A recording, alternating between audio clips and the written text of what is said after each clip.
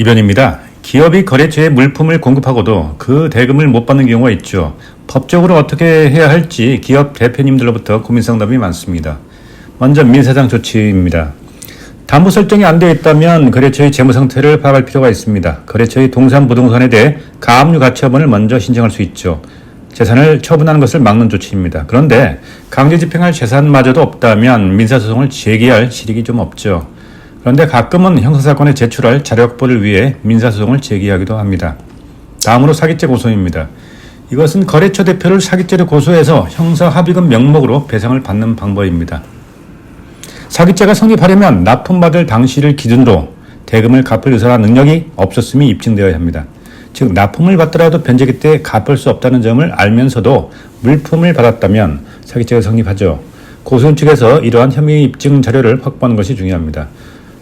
그러나 납품받은 후 경영 악화 등으로 납품 대금을 변제할 수 없게 된 경우에는 사기죄의 고의가 인정되기 어렵습니다.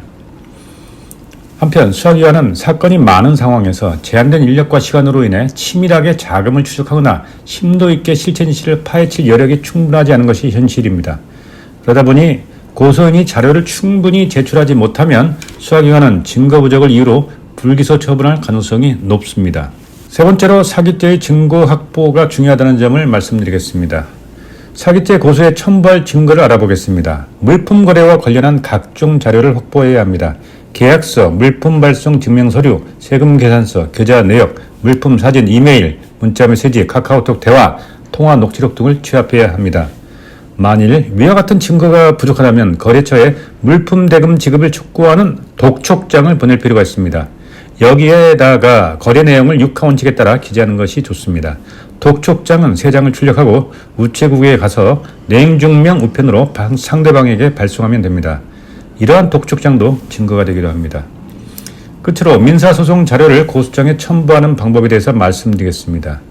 민사소송 자료를 형사사건에 활용할 수는 있습니다. 다만 민사소송에서 금융거래정보 제출명령 신청서를 제출해서 법원의 금융거래정보 제출명령에 따라 상대방의 은행 계좌 정보를 제공받은 다음 이것을 사기죄 고소장에 첨부하면 어떨까요?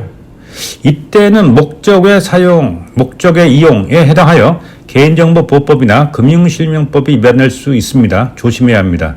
수사기관에서 금융계좌 영장을 발부받아 이를 확보할 수는 있겠죠. 개별 사안마다 구체적 해결 방법이 다르기 때문에 전문가에게 상담받는 것이 좋겠습니다.